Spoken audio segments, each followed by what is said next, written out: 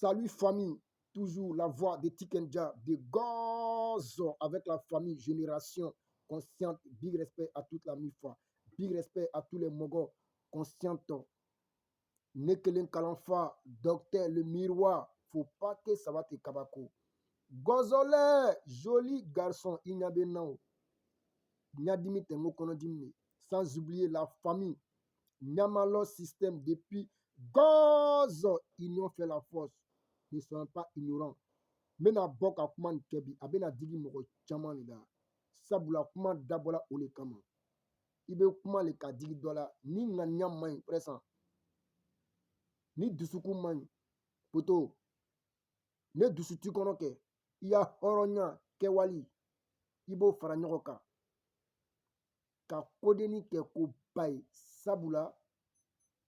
horonya kuma kante horonya kewale ka yera wartigi ko poto utike wartigi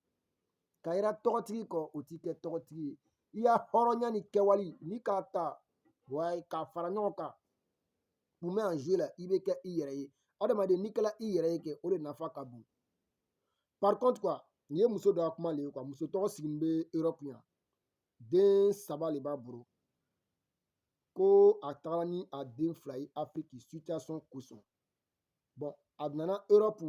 elle a fait presque ko a ka presque 9 ans de kɛ quoi mais san 9 ni kɔnɔ Europe yan a ka den 3 sɔrɔ situation kosɔn a taara ni den 2 le Afrique ko a seni kɔ ye ko kuma cayala dara quoi c'est à dire ale yɛrɛ t'u ka mɔgɔ dɔw sama gono la a ŋaniya la don a taara se yen ko tellement que dali cayala ale ma dali warala ma a t'u ka minnu sama ko a ma la a bɛna se ka mɔgɔw ya sama di o ma ko sabula n'a ko k'a bɛ dɔ sama ka dɔ to yen quoi ko o cɛ man ɲi quoi ko dɔ ko a ma ko hollandais ko dɔw yɛrɛ ko a ma ko téléphone ko dɔw yɛrɛ k'i kanto a ma ko hali ma se ka n sama complet kelen na grand sœur ni toro bɛ n'a kɛ il faut déjà ton you pli bete o ko ten a fɔ ma k'a ye taa baara kɛ ko Europe yan ko su tɛ baro yan ko Europe yan fuwari tɛ baro Europe yan mɔgɔ bɛ baara le kɛ k'a kɛ i yɛrɛ ye Europe mɔgɔ i bɛ baara le kɛ k'a k'i yɛrɛ ye Europe kɔnɔ yan su tɛ baro Europe yan Afrique souvent su bɛ baro ye quoi ko Afrique tɛ se ka changer muso kumakan de dɛ bon Afrique bɛ se ka changer Afrique bɛ se ka changer sabula an n'u farafin ninnu kɛ kuma duman o ni tiɲɛ tɛ kelen kuma duman fɔ le kɛ da an n'u farafin de c'est à dire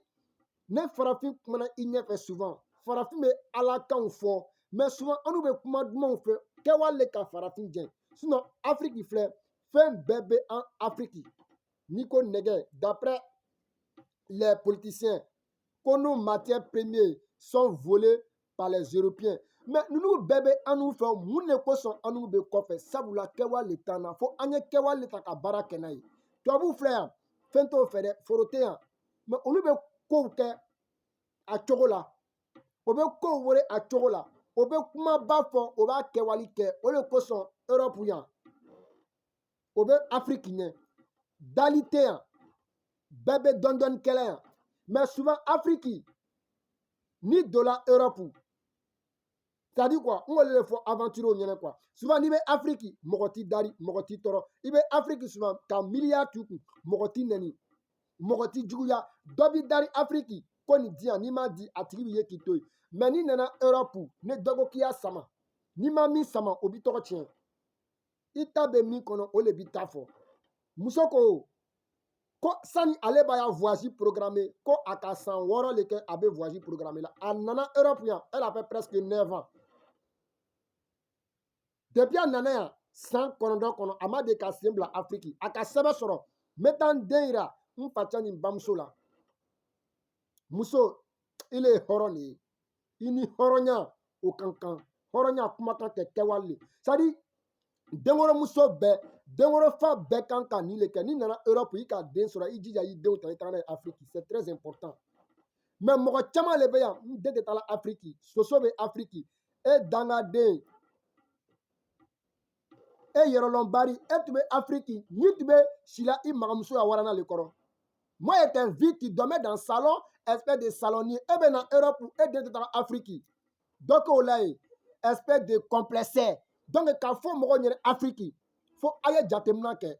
fɔlɔfɔlɔ mɔgɔw tun bɛ na Europe o bɛ san 20 kɛ ka san 10 kɛ k'a sɔrɔ sɛbɛn b'o kun mɔgɔ caman tun bɛ Europe yan tant que n'o tun ma lu lɔ walima o ma ko dɔ kɛ o kɔfɛ o tun tɛ segin kɔ mais de nos jours aujourd'hui là 21e siècle an n'u ya tele na tubabu b'a la ka kow gbɛrɛya an bolo sabula jama cayala min nana Europe 2021 na walima min nana 2020 bɛɛ y'a duwawu ye mun de ye ka sɛbɛn sɔrɔ ne ka sɛbɛn sɔrɔ n bɛ taa bɔ n ba ni fa la sabula n ba ni fa bɛ n kɔfɛ walima n muso ni den bɛ n kɔfɛ sinon k'a fɔ n bɛ na Europe ka na baara kɛ ne ka sɛbɛn sɔrɔ n bɛ miliya ɲini k'a lu baw la o tɛ kɛla Europe kɔnɔ bere o tɛ sɔrɔla tuguni a ye sigi a bɛ jateminɛ kɛ Afrique mɔgɔw bɛ na Europe min ka san 1 kɛ a ka sɛbɛn sɔrɔ a bɛ taa bɔ a faso la c'est pour te dire que n bɛna baara kɛ jamana kɔnɔ ka wari ba sɔrɔ n'o tɛ sɔrɔla tuguni o tɛ sɔrɔla i bɛ na Europe i bɛ san 20 kɛ i tɛ segin kɔ o bɛ commencer k'i tɔgɔ tiɲɛ Afrique danga yɛrɛ bɛ nin kɔ sa a bɛ wari bɛɛ donna sungurubaw la a bɛ boiseniw la a bɛ dolo yan dɛ k'a sɔrɔ sɛbɛn b'i kun souvent i bɛ fɛ ka taga i faso kɔnɔ mais tellement que dali ka ca sama ka ca o de kosɔn mɔgɔ caman bɛ yan o bloqué bɛ mais souvent i bɛ na Europe i bɛ sɛbɛn sɔrɔ ala bɛ sɛbɛn ko nɔgɔya i bolo san 1 kɔnɔ n'i taara Afrique o b'i tɔgɔ tiɲɛ n'i taara Lognement le a bɛ drogue le feere la n'i taara Lognement le c'est un PD en Europe là-bas lui il est parti quand ase n tɛ sungurubaya la wa bon farafin bɛ kuma bɛɛ fɔ farafin ni ka ye farafin b'i tanu la k'i to Europe i bɛ min dila ma dɛ o le kosɔn i bɛ min cila ma a b'i tɔgɔ ɲuman fɔ mais n'i y'a aventure n'a ɲagamina i bolo frère san a bɛ kuma gbɛrɛ f'i ma i tun tɛ sɔn ka sigi ka miiri ni min ye ne taara Afrique 2018 la ne terikɛ dɔ tun bɛ an tun bɛ taxi boli ɲɔgɔn fɛ a tun bɛ a taara Yamoussoukro ne k'a wele n ko je suis venu n ko mais n ko c'est comment ko ale bɛ baara kɛla comme on appelle Yamoussoukro après n y'a séjour banna n nana Europe n tɛ jɛ k'an wele ko mais c'est comment tu es où k'ale b'a Abidjan n ko non n ko je me suis retourné mais ko moi on m'a dit que qu'on t'a rapatrié bon i ka fani ko yiri ye kɛ n nana Europe ala k'an garijɛgɛ sɛbɛn ko la n ko muso ni denw bɛ yen n fa ni baw bɛ yen n bɛ taa bɔ olu la n nana n tagala o ko k'a rapatrié n ko hey Champi Kilo n ko mɔgɔ min k'a fɔ ko k'a rapatrié n ko a to n'a kungo ye ne bɛ Europe yan donc kuma caman ni moi je suis pas dans ça les gâteaux là ça n'engage que lui c'est comme ça donc aventurer muso ma aventurer cɛman i n'i ya denbaya i janto i yɛrɛ la sabula yan den ko a ma nɔgɔn souvent Afrique den dɔ bɛ k'i bolo ye i bɛ se k'i denw ta ka taga i ya mɔgɔw la i badenw la o bɛ marcher mais Europe yan mɔgɔ tɛ mɔgɔ den baro Europe mɔgɔ tɛ mɔgɔ den ta yan muso min bɛ Europe yan ko den lori b'a bolo den 3 b'a bolo den 4 b'a bolo ko mɔgɔ min bɛ Afrique den 10 b'i bolo a bɛɛ y'a dépense ye kelen sabula Afrique den kow filɛ souvent a bɛ vie ku commune kɔnɔ hali ne den ka ca i bolo i bɛ sila Afrique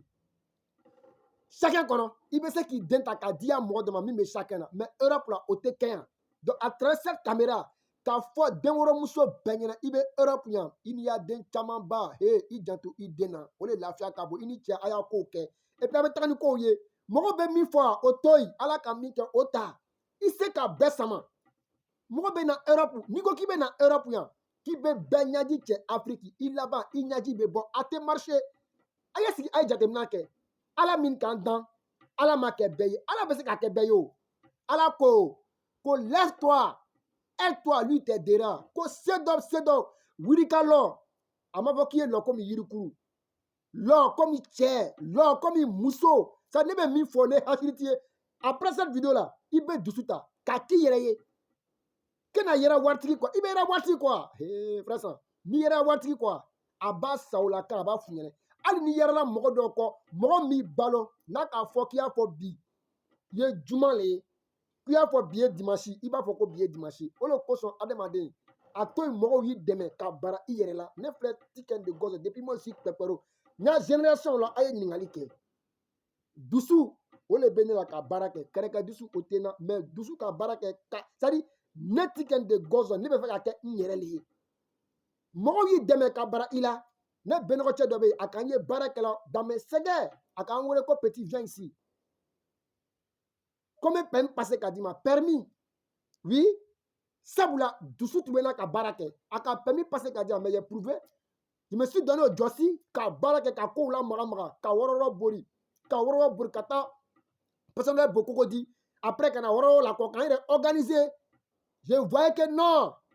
devant. J'ai tenté ma chance. Bon, ni ka biné c'est la Europe ya. Mais si là ka bikuma ni fois que kunu le timina, sinon on a mis que kunu, on les canasiens. Na tu vois que moi était fainéant. Si tu t'en connais,